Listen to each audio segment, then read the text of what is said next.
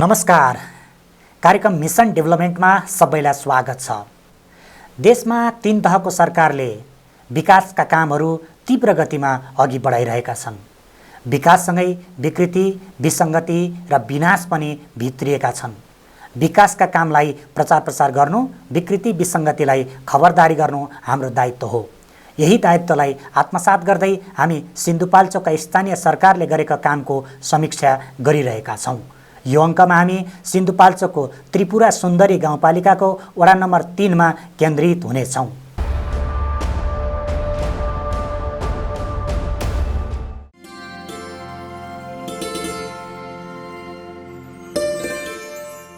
सिन्धुपाल्चोकमा 3 नगरपालिका सहित 12 स्थानीय तह रहेका छन्। तीमध्ये ऐतिहासिक महत्त्व बोकेको पिस्कर गाउँ केन्द्रबिन्दु रहेको त्रिपुरा सुन्दरी गाउँपालिका पनि एक हो। यो गाउँ त्रिपुरा सुन्दरी गाउँपालिका वडा नम्बर 3 स्थित धुस्कुन गाउँ हो। अरण्यको राजमार्गको 12 विसेबाट सुनकोशी हुँदै यो गाउँ पुग्न सकिन्छ। भौगोलिक रूपमा विकट मानिने यो गाउँमा स्वास्थ्य, शिक्षा लगायत भौतिक पूर्वाधारको विकासले गति लिएको छ। गाउँमै रोजगारीको वातावरण सिर्जना गर्नको लागि स्थानीय तहले ल्याएको विभिन्न योजनाले जनता लाभान्वित भएका छन्।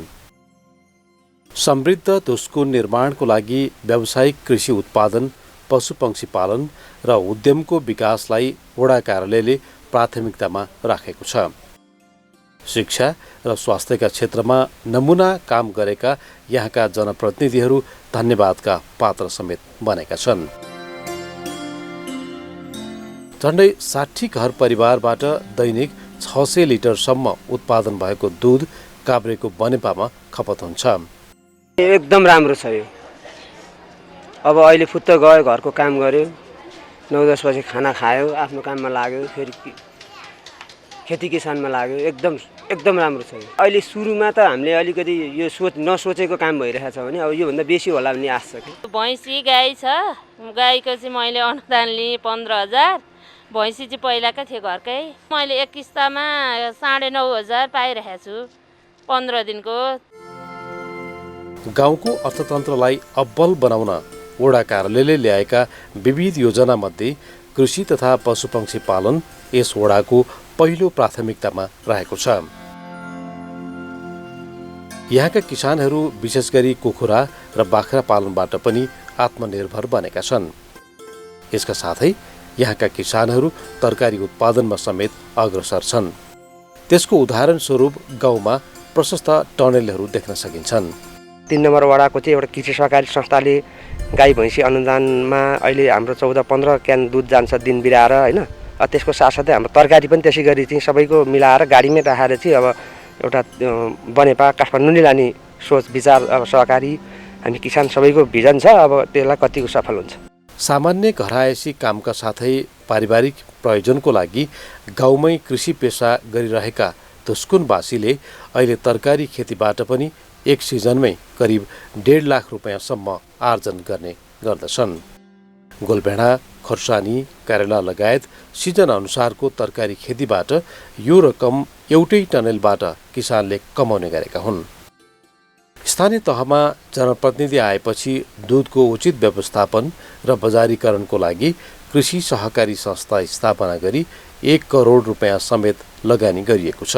सुरुमा जुन किसिमको डेरी सञ्चालन भएको थियो त्यसलाई चाहिँ हाम्रो यहाँको सदस्यहरूबाट चाहिँ डेरी सञ्चालनमा ल्याउनुपर्छ भनेर माग आयो र हामीले प्रदेश मन्त्री माननीय अरुण नेपालज्यूलाई डेरीको सामान खरिदी गर्नको लागि अनुरोध गऱ्यौँ। त्यसमा सुखदेव रिसाल वडाध्यक्ष चाहिँ एकदम सक्रियपूर्वक लाग्नुभयो र त्यो 35 लाख त्यहाँबाट निकासा भएपछि अहिलेको जुन डेरी सञ्चालनमा चिसासहितको डेरी चाहिँ सञ्चालन भइरहेको छ। कृषि सरकारले तपाईँको भिजन बनाएर उहाँहरूलाई तपाईँको अनुरोध गर्ने मात्रै हो।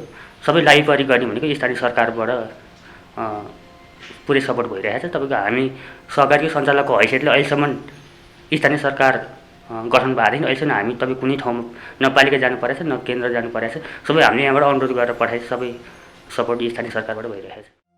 यहाँका स्थानीयवासीले स्वच्छ खानेपानीको सुविधा पाएका छन्। एक घर एक धाराको अवधारणाले यहाँ निरन्तरता पाएको छ। यसका अलावा अरनिको राजमार्ग अन्तर्गतको 12 विषय हुँदै सुनकोशी धुस्कुन पिस्कर सडकको स्तर उन्नतिको काम अहिले धमाधम भइरहेको छ।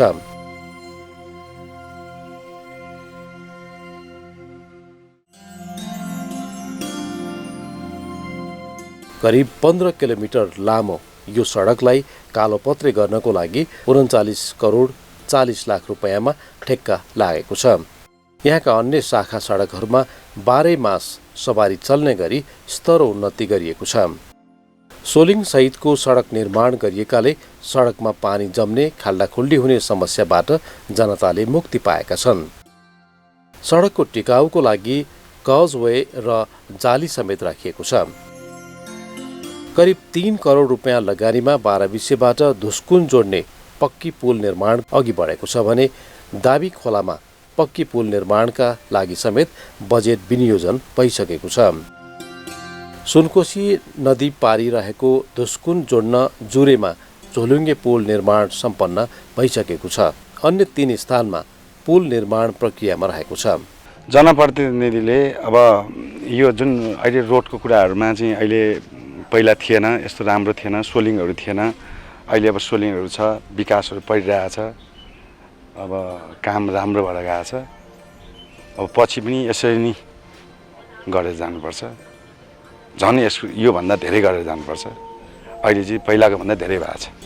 गाउँमै उद्यम बढाई बेरोजगारी समस्यालाई न्यून गर्ने र यहाँका स्थानीय महिलाको आर्थिक अवस्थामा सुधार ल्याउनको लागि सिपमूलक र आयमूलक तालिममा जोड दिएको छ। यहाँका अधिकांश महिलाले सिलाइ कटाइको तालिम समेत लिएका छन्, जसको कारण सिलाइ कटाइबाटै राम्रो आय आर्जन गर्दै आएका छन्। यसका साथै स्थानीयहरू बाँसको मुढा बनाउने काममा समेत निपुण देखिन्छन्। विगतमा चाहिँ महिला शीर्षकमा आएको पैसा बाटोघाटोमा भवनहरूमा खर्च हुन्थ्यो भने अहिले चाहिँ सिपमूलक कार्यक्रम जस्तै मुढा बनाउने तालिम दिएका छौँ हामीले आय आर्जनको लागि। सिलाइ पनि अलिकति व्यवस्थित हुने ढङ्गले मात्रै पहिला सिकिसकेकालाई चाहिँ थप दक्ष बनाउने गरी, अनि त्यस पछाडि हामीले 2टा वडामा 5 नम्बरमा र 3 नम्बरमा चाहिँ कम्प्युटर शिक्षा, महिला कम्प्युटर शिक्षा पोर चाहिँ बेसिक कोर्स गराइयो। अहिले डिप्लोमाको क्लास तौथलीमा भइराखेको छ धुस्कुनमा, अब तत्कालै हुँदैछ। महिलाहरूलाई चाहिँ अब आर्थिक सशक्तिकरण गर्नुपर्छ, पछाडि पारिएका वर्गलाई अगाडि ल्याउनुपर्छ भनेर चाहिँ हामीले आय आर्जनका कार्यक्रमहरू ल्याइसकेका छौँ र आगामी बजेटमा झन् हामी त्यसमै चाहिँ बढी फोकस गर्ने। अब बाटोघाटोमा पैसा हाल्नुभन्दा पनि कृषि, पशु, पर्यटन र उद्योगमा चाहिँ हामीले योजना बनाउने सोच बनाएका छौँ।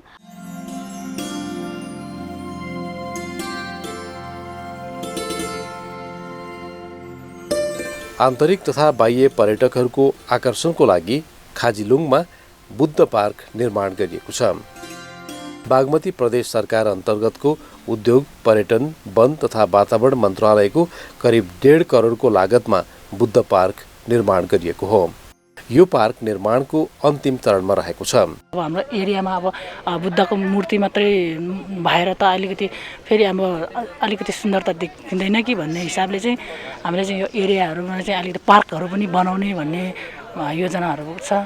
त्यो चाहिँ अब वडा सरहरूलाई रिक्वेस्ट गरिरहेको छु। अब मूर्ति यसरी बनाइसकेपछि हामीले बौद्ध स्वयम्भू जानुपर्ने त्यस्तो बाध्यताहरू केही पनि अब पर्दैन। हामी अब सबैजना जति पनि आउने सबैजना यहीँ बुद्धको मूर्तिमा यहीँ ढोग्ने, यहीँ अब मनी जप गर्ने, अनि यहीँ बत्तीहरू बाल्ने, पूजा गर्ने गर्दाखेरि हामीले बौद्ध स्वयम्भू जानुपर्छ भन्ने छैन, अब यहीँ हुन्छ।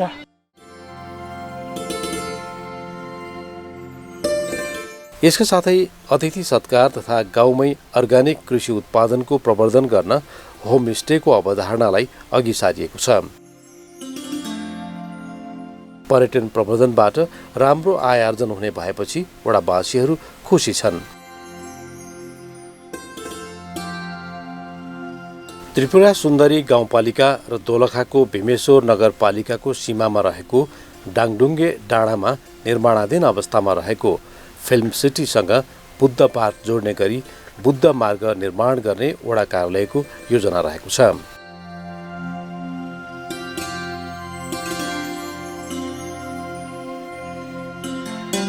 धार्मिक गन्तव्यका रूपमा रहेका मठ मन्दिर तथा पार्कहरूमा आकर्षक सिँढी निर्माण गरिएको छ।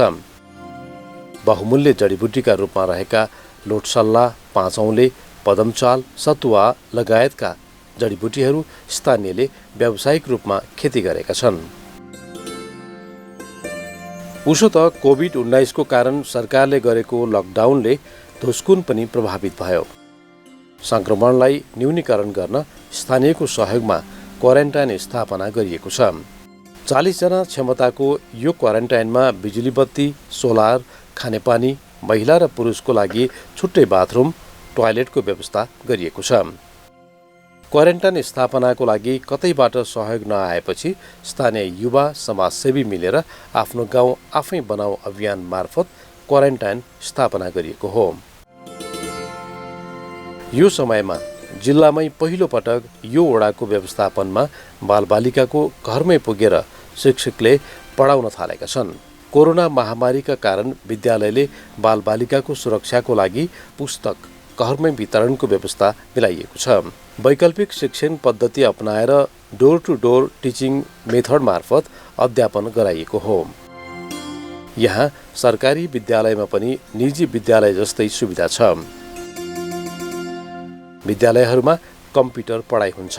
विद्यालय तहका सम्पूर्ण कक्षाहरूमा कम्प्युटर विषय अनिवार्य गरिएको छ। यस वडामा 11 र 12 कक्षाका विद्यार्थीहरूको लागि निःशुल्क अध्ययनको व्यवस्था मिलाइएको छ।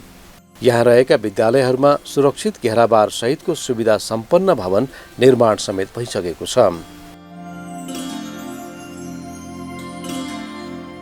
स्वास्थ्य सेवाबाट स्थानीयवासीहरू सन्तुष्ट छन्। धुस्कुनका कुनै पनि स्थानमा काठको पोल छैन। 2.5 करोडको लगानीमा धुस्कुनलाई काठे पोल मुक्त, चुहाउट मुक्त क्षेत्र बनाउन एबीसी केबल जडान गरिएको छ। गाउँमा 12 वटा विद्युत ट्रान्सफर्मर जडान गरिएको छ। खेलाडी प्रवर्धन तथा नयाँ उत्पादनको लागि खेल मैदान निर्माण गरिएको छ। गाउँमा रहेका खेलाडीहरूलाई अभ्यास गराउनको लागि खेल मैदान निर्माण गरिएको हो। खेल मैदानको प्रयोगबाट खेलाडीहरूको खेल क्षमता बढ्ने विश्वास गरिएको छ। शिक्षा, स्वास्थ्य, कृषि, खेलकुद, भौतिक पूर्वाधारको विकाससँगै बेरोजगारीको अन्त्य नजिक भएकोले समृद्ध धुस्कुनको सपना अब टाढा छैन। गाउँमा भएका उत्पादन गाउँमै खपत भएपछि आयात विस्थापन भएको छ भने वार्षिक 12 करोड रुपियाँ बराबरको कृषि उत्पादन निर्यात गर्ने लक्ष्यमा धुस्कुन अगाडि बढिरहेको छ। लाखे नाति हौ नाति हौ बाजे कता हिँडेको गजबको भएर अनि ब्ल्याक हर्सको जुत्ता लगाएपछि गजबको देखिँदैन त? ए हो र, मेरो पनि ब्ल्याक हर्स जुत्ता त हो। त्यही भएर बाजेलाई पनि गजबको देखिरहेछ नि। हौ त्यो बाउ चाहिँ के भएको तेरो? नाना थरी जुत्ता लाएर गुडुङडुङ हिँडिरहेको छ। त्यसलाई सम्झेर मैले यहाँ जुत्ता ल्याइदिएको छु। यी बाजेदेखि नातिसम्म 1914 देखि अहिलेसम्म इमान, इज्जत र प्रेस्टिज भएकोले लाउने जुत्ता यही हो, ब्ल्याक हर्स।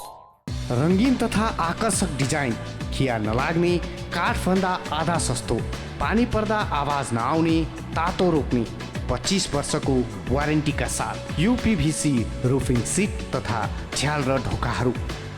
क्षमादेवी बिल्डिङ मटेरियल्स पाली। सम्पर्क 66 33 306 98 511 81 249 98 511 81 254। काठमाडौँबाट भक्तपुर जाँदा कौशलटार बस स्टपको रातो घर।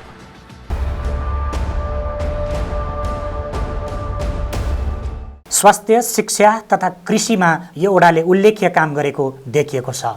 स्थानीयवासीको प्रतिक्रियाले पनि यही कुराको पुष्टि गर्दछ। यद्यपि केही गुनासाहरू रहेका छन्। यही विषयमा यहाँका वडाध्यक्ष सुखदेव रिसालसँग गरिएको कुराकानी अबको प्रस्तुतिमा।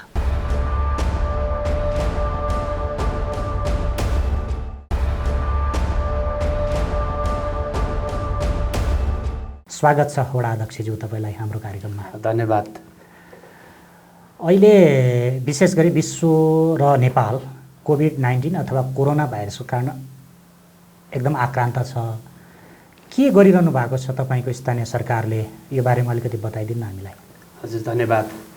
अब यो कोभिड-19 को विषयमा त यो धेरै चर्चा गरिरहनु पर्दैन, सबैजनाले बुझिसक्नु भएकै कुरा हो। हामीले हाम्रो गाउँपालिका र विशेषतः म वडाध्यक्ष भएको वडामा चाहिँ हामीले यो महामारी भोलि फैलिन सक्छ, हाम्रो गाउँमा पनि यो कोभिड-19 चाहिँ तपाईँको सङ्क्रमित भएर आउन सक्छ भनेर हामीले हाम्रो धुस्कुनको एउटा प्राइमरी स्कुल जो चाहिँ सुविधा सम्पन्न, सबै सुविधा सम्पन्न, सोलर बत्तीदेखि लिएर सबै सुविधा सम्पन्न भएको स्कुललाई हामीले 40 जना क्षमताको क्वारेन्टाइन निर्माण गरेका छौँ। हामीले त्यसलाई सरकारी पैसा प्रयोग गरेका छैनौँ। हामीले त्यहाँ एउटा चाहिँ नि सामाजिक संस्थाले हामीलाई केही पैसा सहयोग गरेको छ र हामी त्यहाँ भएको युवाहरू, गाउँमा भएको युवाहरूबाट कलेक्सन गरेर हामीले त्यो क्वारेन्टाइन व्यवस्थापन गरेका छौँ। आजसम्म क्वारेन्टाइनमा हामीले मान्छे राख्नु परेको अवस्था चाहिँ छैन। हामी अहिलेसम्म सुरक्षित छौँ। स्वास्थ्यको हिसाबले स्वास्थ्यकर्मीहरूलाई 50% चाहिँ तपाईँको बोनस उपलब्ध गराएर जो मान्छे चाहिँ जो स्वास्थ्यकर्मी फ्रन्ट लाइनमा गएर काम गर्नुपर्छ, अगाडि गएर काम गर्नुपर्छ, असुरक्षित हुन पर्ने अवस्था आउन सक्छ, त्यसको लागि चाहिँ हामीले सुरक्षाका सामग्रीहरूदेखि लिएर कर्मचारीलाई बोनसको सम्म व्यवस्थापन गरेका छौँ। जोस् यो महामारीको लागि तपाईँहरू तयारी हालतमा हुनुहुन्छ? यो भविष्यमा हुनसक्छ भनेर हामी अलरेडी हामी तयारीमा छौँ। ठिक छ, तपाईँले भनेअनुसार पनि तपाईँहरूले व्यवस्थापन गर्नुभएको कुरा सिन्धुपाल्चोकमा थोरै मध्येको एउटा सुविधाजनक क्वारेन्टाइन भनेर बुझ्न सकियो हामीले बुझेअनुसार। विशेष गरी ओडा त अहिले सम्पन्न अनि त्यसपछि शक्तिको हिसाबले पनि उसलाई धेरै शक्तिहरू प्रदान गरिएको छ, अधिकार पनि छ। भौतिक पूर्वाधारका कुराहरूमा अलिकति तपाईँको ओडाले गरेका काम हामीलाई बताइदिन्न। हामी त्यति बेला निर्वाचनमा जाँदाखेरि अन्त के गरे, गाउँपालिका कसरी चुनावमा लड्यो भन्ने कुरा म त्यता जान चाहन्न। म ओडा अध्यक्ष भएको टिम, हाम्रो टिमले चाहिँ हामीले 80-82वटा चाहिँ तपाईँको निर्वाचनमा हामीले प्रतिबद्धता पत्र छापिकन हामीले घोषणा गरेर निर्वाचनमा गयौँ। पहिलोचोटिको बजेट निर्माणदेखि नै हामी के गर्दैछौँ भने त्यो निर्वाचनमा हामीले तयार गरेको घोषणापत्रलाई आधार मानेर हामीले बजेट निर्माण गरेका छौँ र हामी त्योभन्दा बाहिर थोरै नयाँ केही कुराहरू आयो भने मात्रै जान्छौँ। नत्र भने हामी त्यति बेला हामीले धेरै अध्ययन गरेर धेरैजनासँग विज्ञहरूसँग बसेर तयार गरेको, हाम्रा पार्टीका साथीहरूसँग बसेर तयार गरेको, त्यहाँको चाहिँ नि युवाहरूसँग बसेर तयार गरेको जुन घोषणापत्र छ हामीले त्यसलाई नै तपाईँको आधार मानेर बजेट निर्माण गर्ने गरेका छौँ। र भौतिकको कुरामा हामीले सुरुको वर्ष त बजेट अलिक छर्नै पर्ने अवस्था भयो। अब यो पुनर्निर्माणको चापले गर्दाखेरि टोलटोलमा बाटो पुर्याउनु पर्ने, कच्ची बाटो भए पनि पुर्याउनु पर्ने, त्यहाँ निर्माण सामग्रीहरू पुर्याउनु पर्ने, यो बाध्यताले गर्दा हामीले केही बजेटहरू छरेर भए पनि टोलटोलमा बाटो पुर्याउने काम गऱ्यौँ। त्यो स्तर उन्नति गर्ने काम हुँदैछ, त्यो हामी निरन्तरतामा छौँ। र अर्को कुरा भनेको हामीले मूल सडक जुन चाहिँ 12 बिसे बजार हुँदै हाम्रो धुस्कुनबाट पिस्कर जानुपर्छ, गाउँपालिकासम्म जानुपर्छ, त्यसमा हामीले सुरुको वर्षदेखि हाम्रो घोषणापत्रमा पनि थियो, हामीले सुरु वर्षदेखि नै हाम्रो माननीय मन्त्रीज्यू अरुण नेपाललाई हामीले प्रेसर गरिराख्यौँ, उहाँलाई हामीले अनुरोध गरिराख्यौँ र यो सडक हाम्रो लाइफलाइनको एउटा चाहिँ नि पार्ट भएको कारणले यसलाई चाहिँ राम्रो सडक बनाउनुपर्छ भनेर हामी लाग्यौँ। 39 करोड 40 लाख समथिङमा चाहिँ त्यो 15 किलोमिटर सडक टेन्डर लागेर ठेकेदारले गएर काम सुरु गरिसकेको अवस्था छ। जुन सडकले चाहिँ धुस्कुनको तल पुछारदेखि माथि पिस्कर जाने शिरसम्म लगभग धुस्कुनको मात्रै 12 किलोमिटर सडक कालोपत्रे हुन्छ, त्यो चौडा हुन्छ, कालोपत्रे हुन्छ, त्यो स्तरीय बाटो बन्छ। हामीले त्यसलाई सुरुवात गरिसकेका छौँ र सुनकोशी खोलामा 12 बिसेबाट सुनकोशी खोलामा पुल थिएन, त्यो पुलको काम प्रक्रियामा थियो, अहिले त्यो ढलान भइसकेको अवस्था छ र ठेकेदारले यो बर्खाको कारणले रोकेको छ। अब आउने सालमा त्यो काम सम्पन्न हुन्छ र यतापट्टि हामीले अरण्यको वैकल्पिक राजमार्ग भनेर जुन जुरे पहिरो जाँदाखेरि सेनाले चाहिँ बाटो बनाएको थियो, त्यो बाटो यता टेकानपुरपट्टि निस्किने बाटो, त्यसमा चाहिँ 77-78 को बजेटमा प्रदेश सरकारले एउटा मोटरेबल पुलको बजेट व्यवस्थापन गरेको छ। भने पछाडि अब मोटरेबल पुल हामीलाई चाहिने, हाम्रो ओडासँग कनेक्सन हुने बाटोहरूमा सबै ठाउँमा पुलको कुरा टुङ्गिसकेको अवस्था छ र झोलुङ्गे पुल जुन जुरे पहिरोले क्षति गरेको झोलुङ्गे पुल थियो, जुरेबाट हाम्रो 3 नम्बर ओडा धुस्कुन जाने पुल, त्यो निर्माण सम्पन्न भइसक्यो। एउटा पुल हाम्रो निर्माणाधीन छ, पिस्कर र धुस्कुन जोड्ने झोलुङ्गे पुल, र अर्को अहिलेको पुल पुल पनि एउटा आएको छ जुन अलि तल बेसीमा एउटा अलि माथि भूगोलमा अर्को गरेर र हामी वर्षको एउटा पुल चाहिँ झोलुङ्गे पुल चाहिँ धुस्कुनमा जोडिने पुलहरू निर्माण गर्ने अभियानमा छौँ र अर्को सालको लागि हामीले फेरि सुनकोशी हुँदै पारिपट्टि तपाईँको अरनिको राजमार्ग जोड्ने पुलको लागि हामीले बजेट तयारी गर्नको लागि पहल गरिसकेको अवस्था छ र विद्यालय भवनहरू पुनर्निर्माण प्राधिकरणले गरे सङ्घ संस्थाले गरे ती के कति गरे अरू बाँकी अधुरा भवनहरू हामीले विभिन्न निकायमा गएर मन्त्रालयमा गएर त्यो भवनहरू सम्पन्नको लागि हामीले अहिले पहल गरेका छौँ र यसपालि पनि विद्यालय भवनलाई पैसा परेको छ। अघि तपाईँले उठाउनु भयो के अरे योजना बनाउनु भएको थियो, के पञ्चवर्षीय कार्ययोजना बनाउनु भएको थियो कि अथवा कस्तो त्यो घोषणापत्र? हामीले घोषणापत्रमा चाहिँ कोही 1 वर्षमा पुरा हुने योजना पनि थिए, त्यो हामीले अध्ययन गरेर त्यति बेरै बनाएको, कोही 2 वर्षको, कोही हामीले अब 10 वर्ष पछाडि पनि हाम्रो अहिले सुरु भएको योजना निरन्तरता हुने खालका योजनाहरू पनि छन्। जस्तै पिच सडकको कुरा हामी अब 2 वर्षमा सम्पन्न त गर्दैछौँ, तैपनि हामी त्यति बेला चाहिँ यो योजना चाहिँ 10 वर्ष लाग्न सक्छ भनेर हामीले त्यसलाई त्यसरी चाहिँ मूल्याङ्कन गरेर योजनामा हालेका छौँ। अरू त्यस्ता धेरै योजनाहरू पनि अलि लङ टाइम लाग्ने, लामो समय लाग्ने, बहुवर्षीयमा हाल्नुपर्ने यस्ता कुराहरू छ। अर्को कुरा चाहिँ तपाईँको बिजुलीको कुरा। अहिले सबैभन्दा बढी हामी निर्वाचनमा भोट माग्न जाँदाखेरि तपाईँको टाउकामा चाहिँ तपाईँको बाँसले अड्काएको तारले छुइएको धेरैवटा घटनाहरू थिए। सुरुकै वर्ष नेपाल विद्युत प्राधिकरणमा पहल गरेर 1 करोड रुपियाँ पैसा बजेट पार्न सफल भयौँ। अनि अहिले यो दोस्रो र तेस्रो वर्षसम्म गर्दाखेरि लगभग 2.5 करोड पैसा चाहिँ म वडाध्यक्ष भएको ओडामा विद्युत प्राधिकरणले लगानी गरिसकेको अवस्था छ र एउटा ओडामा अहिले हाम्रो ओडामा चाहिँ 12वटा ट्रान्सफर्मर मात्रै फिट गरिसकेको अवस्था छ र एबिसी केबल सबै फेर्ने हामी 90% भन्दा माथि गएका छौँ। अहिले यो बजेटको काम अलिकति सकियो, अब भदौ असोजमा त्यो कम्प्लिट गर्छौँ भनेर हाकिम साहबले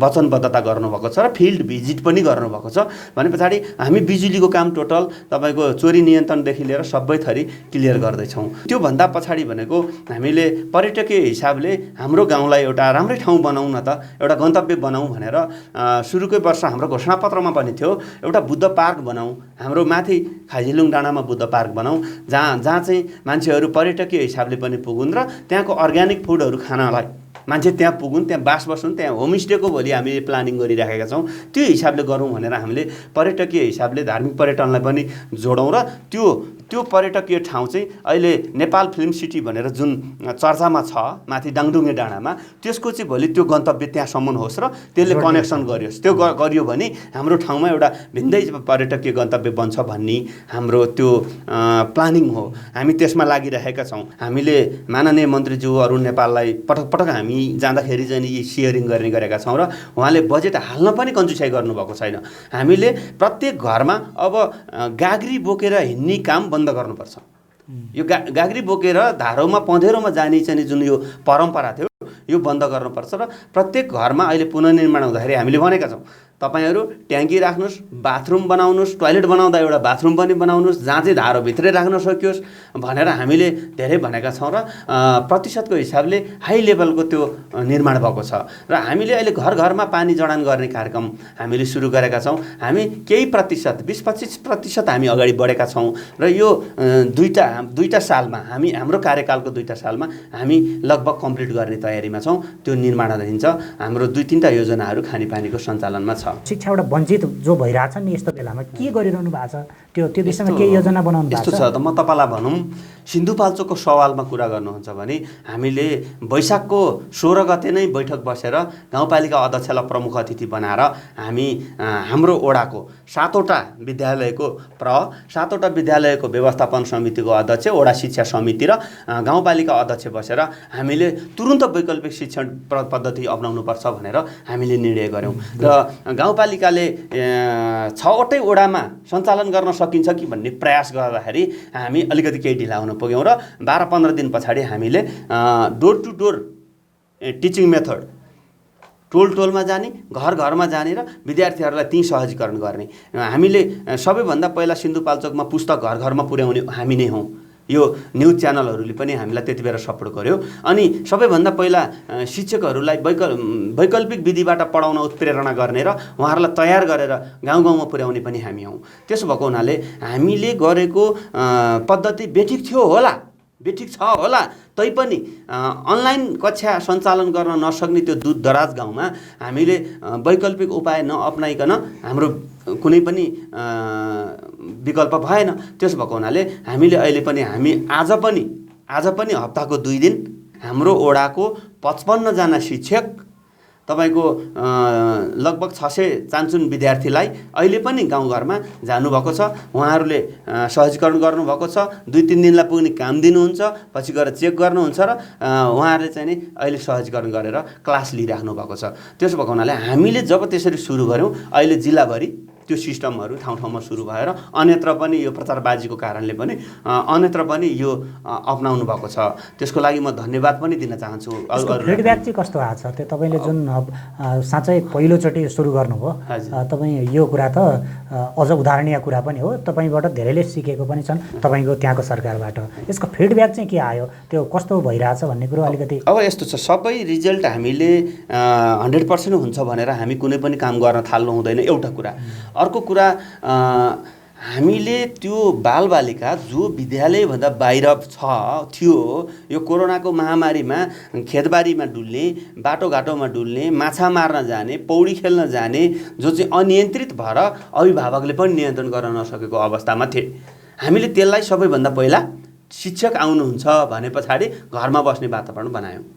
सर्वप्रथम त्यही गऱ्यौँ। हामीले स्कुलबाट जाँदाखेरि हाम्रो माध्यमिक विद्यालयले खर्च बिहोरेर मास्क, सेनिटाइजर लगायतका सामग्रीहरू हामीले विद्यार्थीहरूलाई उपहार पनि पठायौँ। अनि त्यसले गर्दा के भयो भन्दा सर्वप्रथम त विद्यार्थीहरू खोलामा जाने, भिरपाखा जाने, रुख चढ्ने, लड्ने, घाइते हुने यी कुराहरूबाट संरक्षण भए। अर्को कुरो, शिक्षक आउनुहुन्छ भनेपछि विद्यार्थीहरूले अब मानसिक हिसाबले अब पढ्नुपर्छ, मलाई आज आएर काम दिनुहुन्छ, मैले दिइसकेको काम गरिसक्नुपर्छ भन्ने जुन एउटा माहौल बन्यो त्यसले सकारात्मक भएको छ। अब कहीँ कतै हामीलाई टिका टिप्पणी गर्ने मान्छे पनि छन्।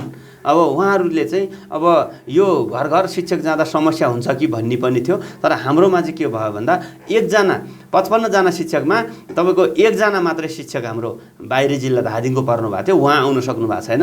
नत्र सबै हाम्रो पेरिफेरीको शिक्षकहरू हुनुहुन्छ, उहाँहरू ढुक्क हिसाबले लाग्नु भएको छ र त्यसको फिडब्याक हामीलाई त्यसको राम्रै गरिएछ भन्ने छ। अभिभावकहरू पनि खुसी हुनुहुन्छ, म पनि छड्के गइरहेको छु, विद्यार्थीहरू पनि सन्तुष्ट हुनुहुन्छ, मैले यो कार्यक्रम ल्याएको विषयमा राम्रै गरेछु भन्नेमा छु। तपाईँको ओडामा कृषि सम्बन्धी चाहिँ त्यस्तो योजना, यो कृषकहरूलाई अगाडि बढाउने योजना त्यस्तो के बनाउनु भएको थियो कि त्यो विषयमा के छ तपाईँको योजना?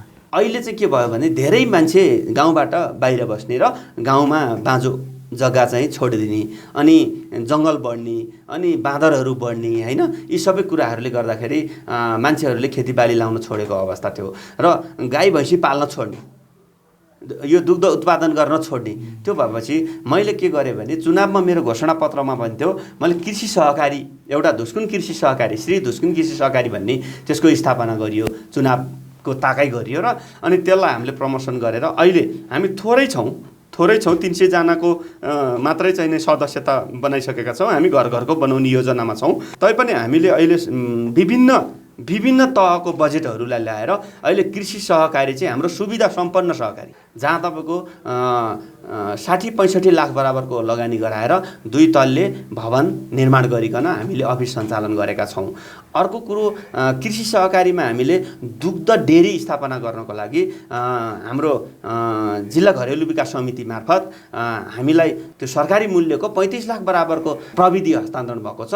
त्यहाँ हामी चिलिङ भ्याटदेखि लिएर सबै व्यवस्थापन भएको छ र मैले कृषकहरूको उत्पादन बजारसम्म लानको लागि अरू गाडीहरूलाई पैसा तिर्दाखेरि त्यो महँगो पर्न जाने र किसान घाटामा जाने भएको कारणले हामीले ओडामा भाग लागेको पैसाबाट कृषि सहकारीलाई भ्याट छुटमा गाडी किन्नला भनेर पनि हामीले अनुदान राखिरहेका छौँ र यो गाडी तुरुन्तै आउँदैछ, ट्रक भने पछाडि कृषकले उत्पादन गरेको सामग्रीहरू, कृषि उपजहरू चाहिँ बजारसम्म लानको लागि, बजारसँग कनेक्सन गर्नको लागि हामीले गर्न सक्ने भरमग्दुर चाहिने प्रयासहरू गरेका छौँ। र अहिले हामीले अर्को एउटा के गर्दैछौँ भने खाद्यान्न, मासु, दूध, तरकारी लगायत अरू सामग्रीहरू चाहिँ हामी हाम्रो ठाउँमा आत्मनिर्भर भइकन, म सबै परिवार 100% परिवारमा छ त्यो भन्दिनँ, हामी त्यसरी रिजल्ट खोज्न थाल्यौँ भने हामी असफलतिर जान्छौँ।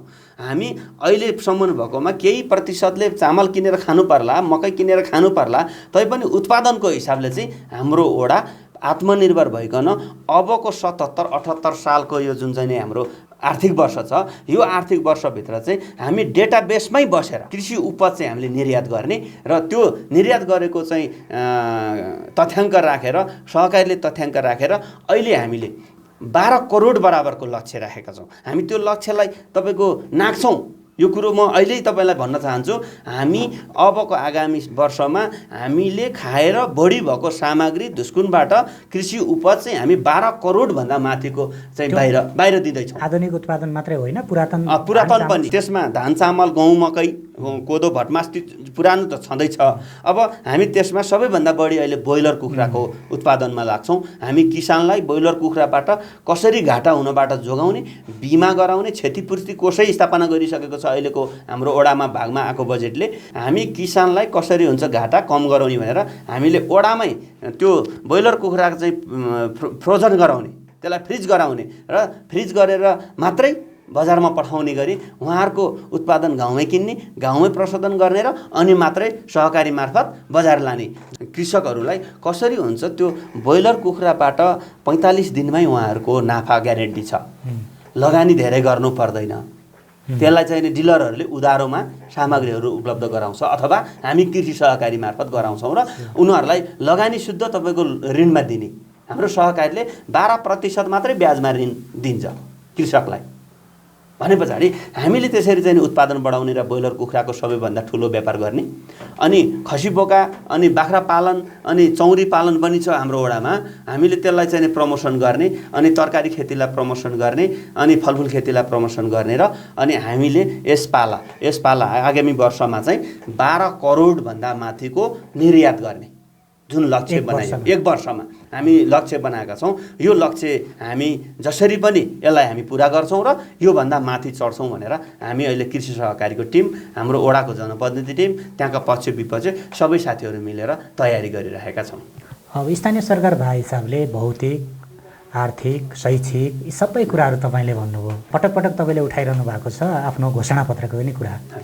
झन्डै 2 वर्ष बढी भयो तपाईँ निर्वाचित भएर आएको। हामी 3 वर्ष भयो। अनि घोषणापत्रमा तपाईँले के उल्लेख गर्नुभएको थियो? 3 वर्षको अवधिमा यो गरेँ भनेर आफ्नो योजना अन्तर्गत सम्पन्न भएको जस्तो लाग्छ कि मैले यो चाहिँ गर्न सकिनँ जस्तो लाग्छ कि तपाईँ आफैले स्व मूल्याङ्कन गर्नुपर्दा के कस्तो गर्नुहुन्छ तपाईँ? अब यस्तो छ, हामीले घोषणापत्रमा पहिलो त त्यो त्रिपुरा सुन्दरी गाउँपालिकाको केन्द्रै अपायकमा पर्यो अथवा पहिला घोषणा गरेको धुस्कुन थियो, धुस्कुनबाट पिस्कर गयो भन्ने कुरामा हामी सकेसम्म धुस्कुन सार्छौँ भनेर लेखेका थियौँ।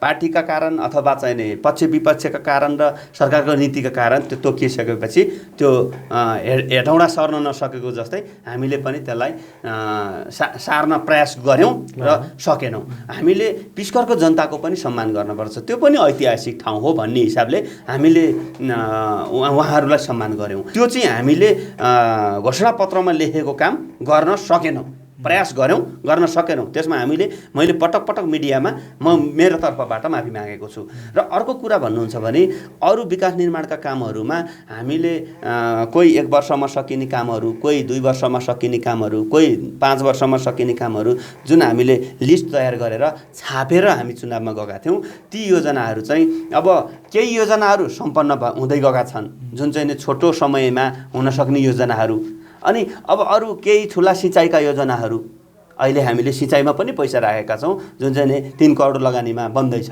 अनि तपाईँको पुलका योजनाहरू, सडकका योजनाहरू, यी बुद्ध पार्कका योजनाहरू, गुम्बाहरू, मठ मन्दिर, ठुल्ठुला मन्दिरहरू यिनीहरू बनाउने काम चाहिँ सम्पन्न भइसकेको अवस्था छैन। यो निरन्तर तपाईँको बजेट परिरहेको छ, यो अन्डर कन्स्ट्रक्सनमा छ होइन, अब क्रमागतमा छ।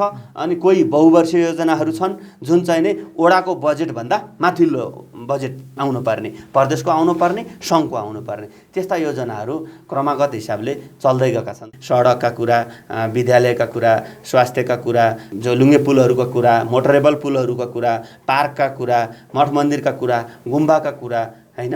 अब अरू कृषिका कुरा, कृषिमा हामीले धेरैवटा आइटमहरूलाई अगाडि बढाउन थालेका छौँ भने पछाडि यी कुराहरू चाहिँ सिँचाइका कुरा, खानेपानीका कुरा, बिजुली बत्तीका कुरा यी सबै कुराहरू चाहिँ हामीले अगाडि बढाएका छौँ। र अर्को शिक्षामा के पनि गर्दैछौँ भने हामीले हाम्रो वडामा भएको माध्यमिक विद्यालयमा यो CTE VT-बाट सम्बन्धन लिएर आएका छौँ कृषि पढाउने भनेर, जुन चाहिँ हामी अलिकति नयाँ मोडलमा जाने भनेर लागेका छौँ। र हामी अहिले यो सेसनबाट क्लास सुरु गर्छौँ जहाँ चाहिँ विद्यार्थीले थोरै पैसा तिरेर पढ्न थाल्ने र त्यहाँ विद्यार्थीले उत्पादन गरेको कृषि उपजलाई बजारमा बेच्ने र विद्यार्थीले त्यहाँबाट प्राप्त भएको व्यापारबाट प्राप्त भएको रकम चाहिँ विद्यार्थीको पनि हिस्सा हुने, त्यहाँ पढ्ने विद्यार्थीको पनि हिस्सा हुने र उहाँहरूले पनि त्यो नाफा पाउने र घर जाँदा उहाँहरू लगभग पढाइ चाहिँ नि शुल्क हुने अथवा चाहिँ नि त्यो पैसा बोकेर घर जान पाउने जुन हामीले एउटा सिस्टम ल्याएका छौँ। त्यसले हामीलाई म्यानेजमेन्टमा केही समस्या होला तैपनि हामी त्यसलाई चाहिँ अगाडि बढाउन लागेका छौँ। जो सन्तुष्टि हुनुहुन्छ अहिलेसम्मको आफ्नो क्रियाकलापबाट आफूले घोषणा गरेका कुरामा? हजुर, सन्तुष्टि हुनुहुन्छ। अब निर्वाचन हामी सन्तुष्टि अब अहिले 100% सन्तुष्टि भइहाल्ने अवस्था त होइन। हामीले गर्नुपर्ने कामहरू बाँकी छन्, अधुरा योजनाहरू बाँकी छन्, अनि कोही योजनाहरूमा पैसै टेकाउन बाँकी छ, योजना बजेटै टेकाउन बाँकी छ। जस्तै चाहिँ नि हाम्रो खाजिलुङमा बुद्ध पार्क भयो, अर्को हाम्रो शेर्पाहरूको चाहिँ नि गुम्बा छ। अहिले तामाङ बस्तीको गुम्बामा हामीले 69 लाख पैसा राख्यौँ पुनर्निर्माण र हामी वडाको तर्फबाट अझै हामी त्यहाँ 20 लाख रुपियाँ पैसा थप्ने योजनामा छौँ गाउँपालिकाबाट र प्रदेशबाट त्यो सम्पन्न गर्नको लागि। र अब हामी अर्को स्टेप चाहिँ अब यो धार्मिक परम्परालाई मान्नै पर्यो, अनि त्यहाँको पुनर्निर्माण पनि गर्नै पर्यो। हामीले गुम्बामा पैसा राख्न सकेका छैनौँ, अबको बजेटमा हामी त्यसमा उर्लिन्छौँ। धन्यवाद, हामीलाई समय दिनुभयो, यहाँसम्म आइदिनु भयो, हामी आभारी छौँ। हजुर धन्यवाद, नमस्कार। यो सँगै आजको कार्यक्रम यहीँ सम्पन्न हुन्छ। तपाईका वरपर भएका विभिन्न घटना, परिघटना र कार्यक्रमहरू हाम्रा सामग्री बन्न सक्छन्। कृपया सम्पर्क गर्नुहोला। सगरमाथा टेलिभिजनमा हरेक शुक्रबार 6:30 बजे प्रसारण हुने यो कार्यक्रम सिन्धुखबर.com को युट्युब च्यानलमा पनि हेर्न सक्नुहुनेछ। यति भन्छौँ, बिदा माग्छौँ, नमस्कार।